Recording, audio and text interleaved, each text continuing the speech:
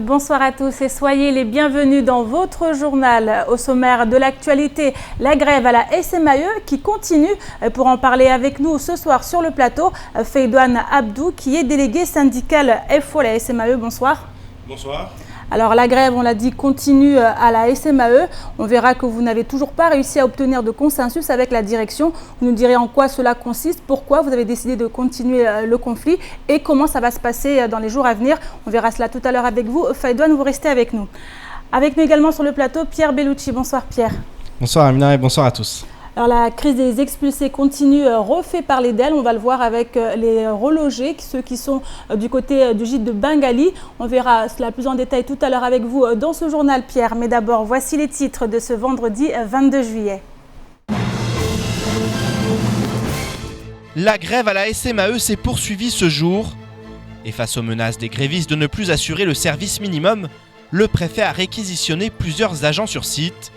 Vers 10 h, des négociations ont repris après une journée sans contact entre direction et salariés. Mais aucun accord n'a pu être trouvé au terme des discussions. Et la grève reprend dès lundi. De vives tensions se font toujours sentir au Bengali. Propriétaires comme délogés se disent abandonnés par l'État. En effet, ce dernier n'a pour ainsi dire donné aucun signe de vie depuis que les délogés sont arrivés sur place. Tous les regards sont donc tournés vers les autorités, à l'heure où les esprits s'échauffent. Ce matin, 90 jeunes du dispositif Nari Sommet ont mis la culture mahoraise à l'honneur. Dans ces défilés de tenues traditionnelles, les jeunes apprentis ont œuvré dans le cadre de leur projet collectif afin d'offrir à tous cette journée pleine de musique, de couleurs et de bonne humeur. Reportage à la fin de cette édition. Troisième jour de grève ce matin à la SMAE et après la journée d'hier où aucune rencontre n'a eu lieu entre direction et syndicats, le ton est monté d'un cran ce matin. Le préfet a réquisitionné plusieurs agents pour éviter toute coupure sur le réseau d'eau potable. Les négociations ont finalement repris vers 10 h, mais dans un climat qui a priori ne laisse plus aucune place au compromis. Un sujet signé Abbas Alidi, Pierre Bellucci et Leslie Vimnet. Si la nuit est censée apaiser les esprits, ce matin la colère avait encore augmenté du côté des salariés de la SMAE, en cause des réquisitions prises par le préfet Frédéric Vaux suite à la menace des grévistes de ne plus assurer le service minimum. Deux de nos collègues, les deux responsables des usines de Bouilloni et de Rouvény, ont été réquisitionnés.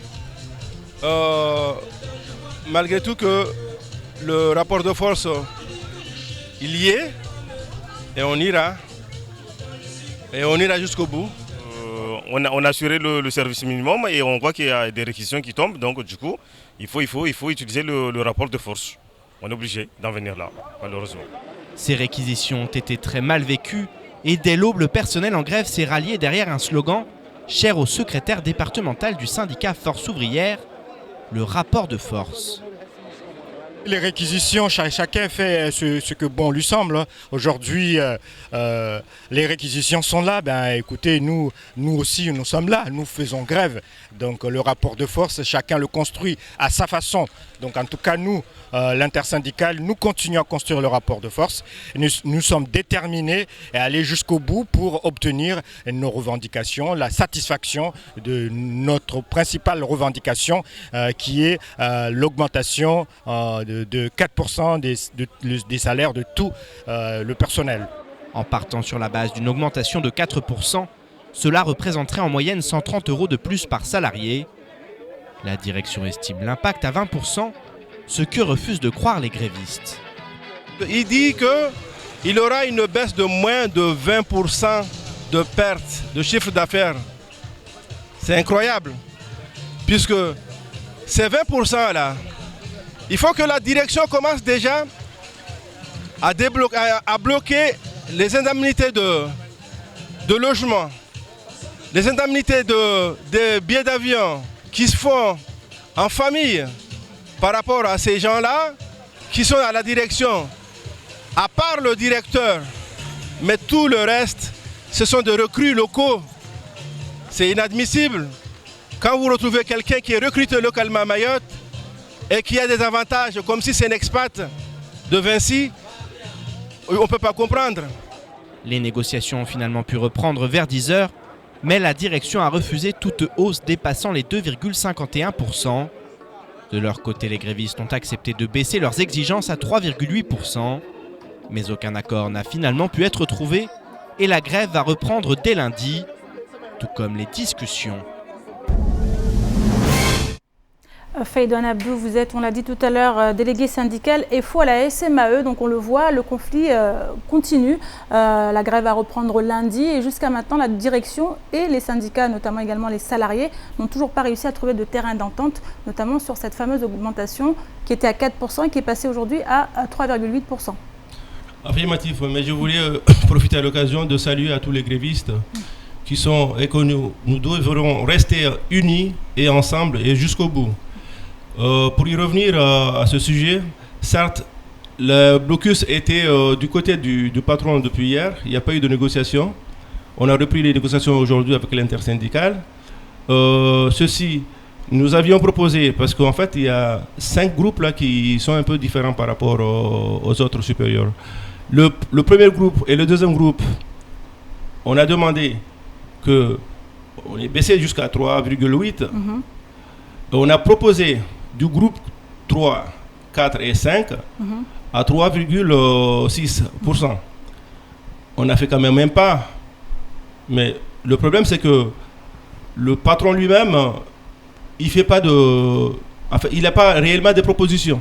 Et les 2,51% proposés, ce n'est pas suffisant? Sont très insuffisants. Ça, c'était hier avant-hier. Donc, du coup, nous, au jour d'aujourd'hui, on demande, en fait, si on négocie, qu'on soit clair, il nous dit qu'il aura une baisse de 20% par rapport à son chiffre d'affaires. C'est faux, puisque les comptes de la Mauro des eaux sont bonnes. Et le syndicat des eaux est là, il peut témoigner. Qui nous donne des supports et qui nous donne des supports qu'on puisse voir la vérité si vraiment, mais oralement, dire que j'aurai moins de 20%, mais où sont ces calculs-là? Si c'est avéré, vous êtes prêt à lâcher prise ou alors ça ne changera rien à votre position? Écoute, je crois qu'en se mettant sur une table ronde, toujours avoir un consensus ensemble. C'est chose faite d'ailleurs. Donc nous, on attend que le dialogue. S'ils sont ouverts pour dialoguer, nous sommes prêts. Et donc du coup, la balle est dans leur camp. Alors, on a vu que des agents étaient réquisitionnés par la préfecture.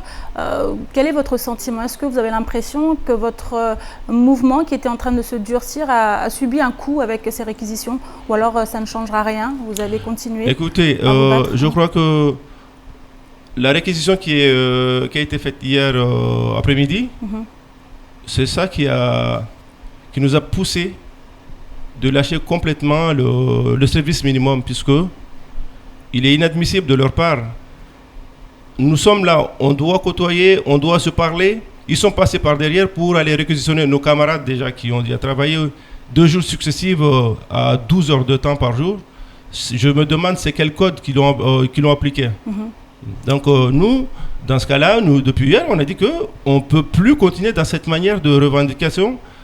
Si jamais le courant ne passe pas, écoute, nous aussi, on a lâché. Alors donc dès lundi, vous reprenez la grève avec toujours des possibilités de coupure d'eau?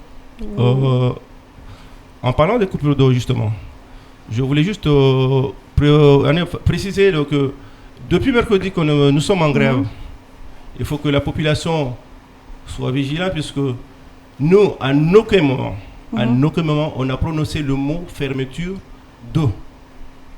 Nous avions ouvert les négociations. On est des négociateurs. Si au jour d'aujourd'hui, la direction en elle-même n'arrive pas à négocier avec nous, mais qu'il lâche le morceau, au lieu d'anticiper, la brutalité n'arrange pas les choses. Et ça, je leur pointe le doigt puisque c'est eux qui ont commencé en premier hier. C'est une mise en garde? En fait, la mise en garde en plus, ces gars-là, ces deux bonhommes-là, c'est le responsable de l'usine de Bouilloni et de celui de Ouroveni. Lesquels ils ont travaillé depuis mercredi, ils assurent le service minimum. Pourquoi au jour d'aujourd'hui, on peut se mettre en accord? Ce service, nous, les délégués de la Mauro des eaux, en fait, je parle de délégués, c'est les faux et c'est la CFDT. C'est nous-mêmes qui avons mis ce plan de service minimum. Ce n'est pas la direction. Et c'est eux qui sont passés par derrière pour aller bafouer ce service qu'on avait mis en place. Donc maintenant, nous, on a dit, on laisse tomber, on n'assure plus le service minimum. Merci beaucoup Faïdouane Abdou. Je rappelle que vous êtes délégué syndical FO à la SMAE. La grève doit probablement reprendre ce lundi. Je rappelle que la grève se poursuit lundi et la grève reste toujours illimitée. Merci beaucoup pour cette précision. Et hier, la crise des expulsés est revenue sur le devant de la scène, avec en toile de fond les tensions de plus en plus vives entre les délogés et les propriétaires du site. Ce matin, suite à l'arrivée sur place de nos confrères de Mayotte Première, la colère est montée d'un cran. En effet, les délogés ont reproché aux propriétaires de ne montrer que les bungalows arrangés pour l'occasion. Une situation qui, on le voit, se complique. Ainsi, pour la majeure partie des personnes sur place, le principal mis en cause n'est pas la propriétaire, mais bien l'État qui les a tout simplement délaissés. Écoutons l'une des personnes sur place qui s'exprime sur les problèmes rencontrés. Elle n'a pas reçu aucun euro, puisque c'est la Croix-Rouge qui nous a affirmé hier. Donc, nous, on n'avait pas un contrat avec la dame, puisqu'on ne l'a jamais vu, la dame. Mais nous, c'est-à-dire c'est l'État qui nous a menés ici avec, c'est la police préfecture, et la police et les préfectures qui nous a menés ici. Donc, nous, on n'entend rien à la dame, on entend qu'à la préfecture, c'est-à-dire à l'État, de nous donner à manger, à la santé, à tout ça, c'est-à-dire à les conditions humaines, voilà. La Croix-Rouge nous a bien expliqué que nous sommes là pour être logés, nourris, deux repas qui doivent être payés par la Croix-Rouge. Donc, elle fait que ce que l'État lui demande. Donc, c'est les moyens que l'État a donnés, puisque 8 euros par personne. Donc, elle fait que le 8 euros par personne, ça ne peut pas donner à chacun 1 litre d'eau. C'est-à-dire là qu'on nous demande que, comme on était au comité, que nous envoie une citerne de l'eau potable pour boire. Sans cela, donc, il y aura aussi plein de risques qui nous arrivent.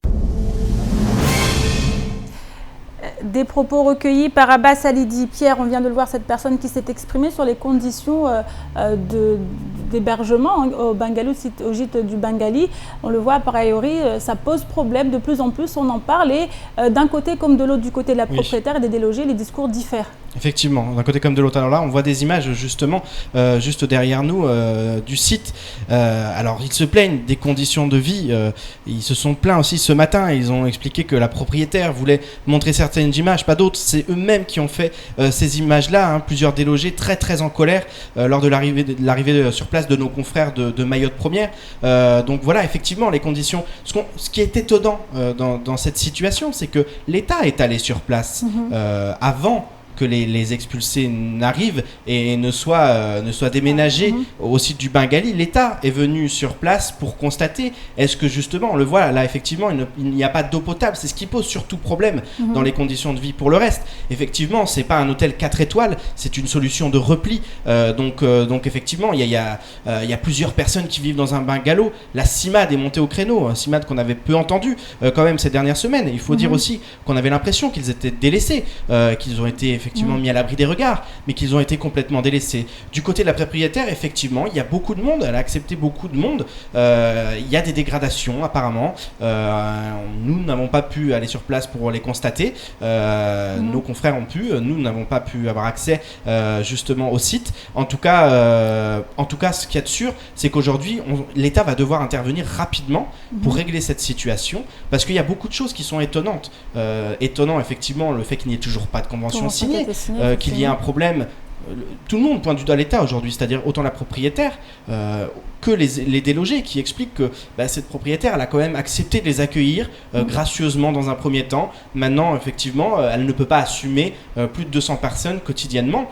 Elle, de son côté, elle s'insurge que certaines règles ne soient pas respectées, que certains aussi seraient en CDI, travailleraient et viendraient ici chaque soir sous l'égide de l'État, l'argent de l'État. Donc voilà, donc c'est vraiment une situation qui est très compliquée, mais parce que l'État n'est plus là. La Croix-Rouge devait être là chaque jour, et finalement ça faisait depuis le début qu'ils n'avaient pas vu la Croix-Rouge. Donc c'est quand même très compliqué. Alors du coup, on avait parlé de les mettre sur ce site, le temps de régler certaines choses. Est-ce qu'aujourd'hui on est en mesure de dire si ces personnes sont réellement en situation régulière, ou parce qu'il était question de ces titres de séjour attribués de manière pas forcément légale? Écoutez, c'est vraiment là aussi où c'est étonnant, c'est que on n'a aucun retour là-dessus.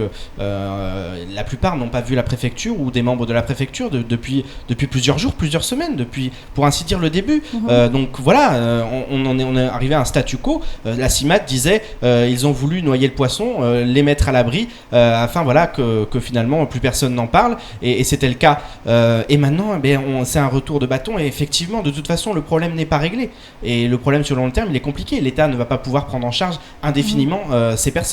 Donc ça remet en cause beaucoup de choses. Effectivement, au cas par cas, il revoit les titres de séjour, il revoit si effectivement les attestations d'hébergement étaient de vraies attestations d'hébergement, auquel cas les personnes auraient dû repartir dans leur commune d'origine. Ce n'est pas le cas, elles sont toujours au Bengali. De toute façon, la plupart des observateurs disaient que ça ne pouvait pas durer éternellement et qu'il y aurait un moment ou un autre un problème. Effectivement, là, on est arrivé au point de rupture. Des deux côtés, il y a un ras-le-bol général. Voilà, et il faut comprendre aussi des deux côtés que c'est pas simple.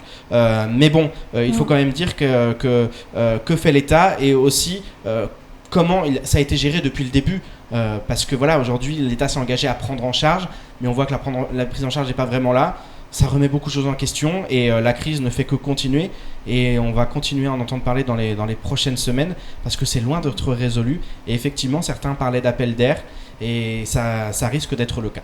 D'autant que l'on sait que les expulsions risquent de reprendre ce week-end. Complètement. Merci beaucoup Pierre pour toutes ces précisions. Et ce matin, nous recevions sur notre plateau Zaza Binali, membre du parti Front National à Mayotte. Il a notamment exprimé son souhait de se présenter pour les élections législatives de 2017. Ses priorités restent la sécurité et la lutte contre l'immigration clandestine, mais également la reconnaissance de Mayotte française.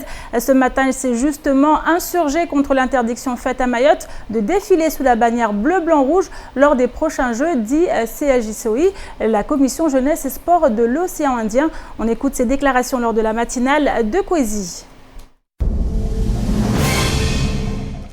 Je pense que ce sujet-là est très grave. Ce n'est pas la jeunesse mahoraise seulement qui est incriminée dans cette histoire. Parce que si par exemple un jeune Mauricien décroche une médaille d'or, ce jeune Mauricien aura droit au drapeau de Maurice, mais il n'y aura pas l'hymne national de Maurice. Donc cela veut dire que c'est toute la jeunesse de l'océan Indien qui a été prise en otage par la classe politique régionale. Donc notre position est claire depuis le début, c'est que la jeunesse mahoraise et la jeunesse de l'océan Indien, chacun devra être fier d'arborer le drapeau de son pays et d'entendre surtout l'hymne de son pays en cas de victoire. Et Mayotte étant française, l'hymne française normalement devrait retentir en cas de victoire et donc de médaille d'or. Zaza Binali, membre du Front National à Mayotte, qui était ce matin au micro de Samuel Bocher, et place maintenant au reste de l'actualité de ce vendredi 22 juillet. Petit tour d'horizon dans l'actualité en bref. Le préfet du département Frédéric Vaux est de retour après sa visite à Moroni, visant à discuter coopération régionale avec le gouvernement comorien.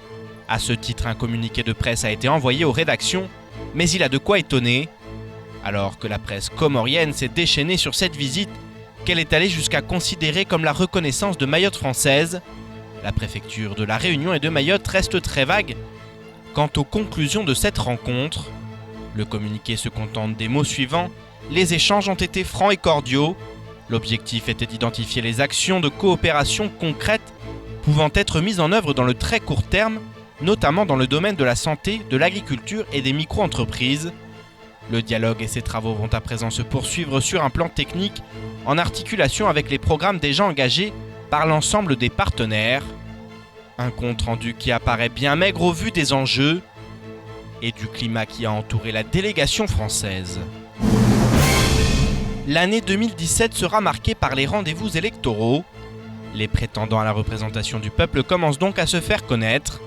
Pour les élections législatives à Mayotte, les candidatures pleuvent sur le territoire avec des ténors de la politique locale qui se dévoilent au fil des jours. Mansour Kamardine, Ella Chakrina, Najim Hamada, Ali Ben Mohamed, Daniel Zaidani, Ibrahim Bouanaeri, autant de personnalités politiques déjà candidates. Du côté du MDM, Issa Abdou Issa, le 4e vice-président du conseil départemental, était également pressenti pour briguer un mandat parlementaire. Hier, il a néanmoins coupé court aux rumeurs. Mes chers amis, à quelques jours de la clôture des candidatures au sein du MDM pour les échéances de 2017, j'ai pris la décision de ne pas y aller, et ce malgré les sirènes de certains de mes amis et d'une partie de nos militants. L'élu justifie son choix en expliquant qu'il souhaite tenir les engagements pour lesquels il a été élu. Fidèle à ses électeurs et loyal à son président, il veut se concentrer sur son travail en tant que conseiller départemental. Dimanche 10 juillet, le catamaran La Mangue Bleue a pris la mer avec à son bord 4 personnes, dont le président des croisiéristes de l'île, un ami de ce dernier ainsi qu'un couple. À environ 40 miles nautiques des côtes, le bateau s'est brisé, jetant à la mer les 4 passagers. Si le couple a réussi à s'accrocher au canot de sauvetage, 2 hommes étaient toujours portés disparus malgré les recherches aériennes et maritimes quotidiennes. Mais miracle et soulagement, hier les 2 naufragés ont été secourus au large de Nosibé après 11 jours de dérive en mer. Ils sont sains et saufs et en relativement bonne santé pour le plus grand bonheur de leurs proches, qui avaient fini par perdre espoir. Et au-delà des élections législatives et parlementaires, 2017 sera marqué par la présidentielle. À ce titre, Anchia Bamada, Ouseni Mandoui, Ella Chakrina ou encore Moussa Mohamadi Bavi se sont constitués en collectif pour soutenir l'appel à candidature de l'ancien président de la République, Nicolas Sarkozy. Considéré par certains comme le père de la départementalisation, l'homme jouit d'un certain prestige sur le territoire. Pour Anchia Bamada, présente sur notre plateau ce matin et candidate aux législatives de 2017, elle a par ailleurs été claire sur un point. Si cette départementalisation a été mal préparée, la faute n'en revient pas uniquement à Nicolas Sarkozy. Pour elle, les élus mahorais ont leur part de responsabilité. On l'écoute. C'est le combat des élus de Mayotte aujourd'hui. Le gros travail a été fait. C'est bon, nous sommes département. Le rapport de la Cour des comptes l'a bien dit au mois de janvier que c'est effectivement la départementalisation a été mal préparée. À nous, les élus de Mayotte aussi, de faire en sorte d'avoir une méthodologie de travail pour qu'on puisse justement apporter tout ce qu'il faut dans cette départementalisation. Le gros problème que nous avons actuellement en tant qu'élus, moi je le vois, je le vis depuis 2 ans. Si nous partons dispersés, chacun de son côté, on l'a vu il y a récemment, le sénateur Tani qui a soutenu un projet de loi au Sénat qui n'a pas été soutenu ici par les autres élus. Je ne discute pas du contenu puisque moi personnellement en tant que maire, les maires de manière générale n'ont pas été associés à la réflexion. Non. Mais je dis tout simplement, la méthode n'est pas bonne. Qu'on parte comme ça dispersé, ce n'est pas comme ça qu'on gagnera les combats de Mayotte. Et on termine maintenant avec ce dispositif intitulé Nari Sommet qui émane de la Fondation Apprentis d'Auteuil, financée par le Fonds social européen. Celui-ci accueille des jeunes très éloignés de l'emploi de 15 à 25 ans sur une période de 2 mois. Objectif, donner des compétences clés à ces jeunes afin qu'ils puissent intégrer des formations diplômantes et qualifiantes. L'accent est ainsi mis sur la découverte de différents métiers à travers une formation personnalisée et des projets individuels et collectifs. Ce matin, un de ces derniers a été concrétisé. Il s'agit d'une journée destinée à mettre en valeur la culture mahoraise à travers un défilé et des danses traditionnelles. Plus d'informations avec Adèle Laurent. Valoriser la beauté mahoraise, c'est le thème de cette journée organisée par les apprentis de Nari Sommet. L'objectif principal de cette formation, qui s'adresse aux jeunes déscolarisés et désociabilisés, est de leur faire acquérir de l'autonomie. Pour des jeunes qui sont en situation d'échec, mener à terme comme ça un projet, ça leur permet de gagner en confiance et d'être fiers de leur travail. Et je pense que c'est la chose la plus importante vraiment qu'ils acquièrent ici, c'est la confiance en eux, en leurs capacités, en leur potentiel. Je pense que quand on parle de l'objectif d'autonomie, en termes d'épanouissement également, la réalisation de cette journée, comme vous pouvez le voir, démontre la réussite en fait, du programme à ce niveau-là. Et en effet, les jeunes nous ont exprimé ce matin leur satisfaction en ce qui concerne cette formation. Et j'ai trouvé mieux plus que ce que je cherchais. De un, je ne connaissais pas le métier d'assistant de vie famille. Et je suis venue ici, j'ai travaillé sur ça, j'ai appris beaucoup de choses sur ces métiers. Et ça m'a plu et finalement, je me suis intégrée plus dans le métier pour apprendre plus qu'est-ce qu'on m'a appris ici. Elle rapportait beaucoup de valeur parce qu'il y avait beaucoup de choses que j'ai pas reconnues, tu vois. Et là, quand je suis venu, j'ai vraiment vu beaucoup de choses, beaucoup de projets que j'ai jamais vus. Et là, ça me fait beaucoup de courage à avancer comme les autres. J'ai appris des métiers, par exemple la cuisine, restauration, comment faire à manger, de service à la personne. J'ai appris beaucoup de choses en venant ici à Nari-Somé. Et je pense que je vais apprendre encore beaucoup et beaucoup. Apprendre, mais aussi partager. En effet, aujourd'hui, 90 jeunes de Nari-Somé ont organisé, dans le cadre de leur projet collectif, une journée mettant à l'honneur la culture mahoraise, avec au programme des danses, un défilé de tenues traditionnelles et une forte dose de bonne humeur. Il y a les salouva, il y a le chiromani, il y a le lambawani, il y a aussi le tenue traditionnelle, le collant, les débardeurs. Tout ça, ils sont ici, les msinzano, les guena, les bijoux, faire des dessins sur le visage. Ça me plaît parce que moi, je fais honneur à d'autres femmes avec la beauté mahoraise. De l'homme, c'est de Chikoyi et de Kanzu, comme celui que je viens de le mettre là. On peut le mettre pour montrer aux jeunes comment avant, nos grands-pères le faisaient avant, tout ça, comment ils s'habillaient, comment ils se comportaient, tout ça. En regardant les habits de nos parents, ce n'est pas la même qu'elle s'habille maintenant. Il y a beaucoup de changements. Nos parents avant s'habillaient mieux plus que nous. Parce que nous, on s'habille mini-jupe, décolleté, et ça, c'est pas bien pour la charité musulmane. Des jeunes engagés et qui aiment leur île. En effet, les projets collectifs des groupes de Nari-Somé ont porté sur différents thèmes, comme la délinquance, les violences conjugales ou encore l'artisanat mahorais. Une nouvelle session accueillera au mois d'août de nouveaux stagiaires. Les candidatures sont encore ouvertes.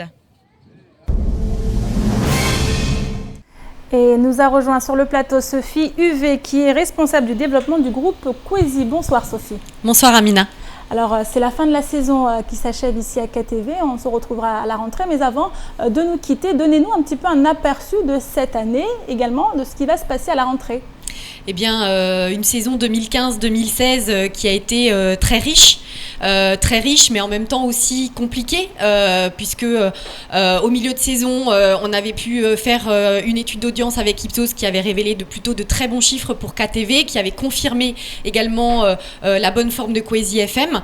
Mais avec le cambriolage qui a eu lieu au mois de mars, on a eu très peur. Très peur et on a su malgré tout rebondir pour pouvoir continuer à affirmer que KTV continuera à vivre et pourra développer effectivement sa saison 2016-2017. Alors le groupe Kwezi, on connaît France Matin, KTV, Kwezi FM. Alors les différents programmes qui vont se présenter, qui vont être proposés à la rentrée, est-ce que vous avez déjà quelques petites pistes à nous donner ?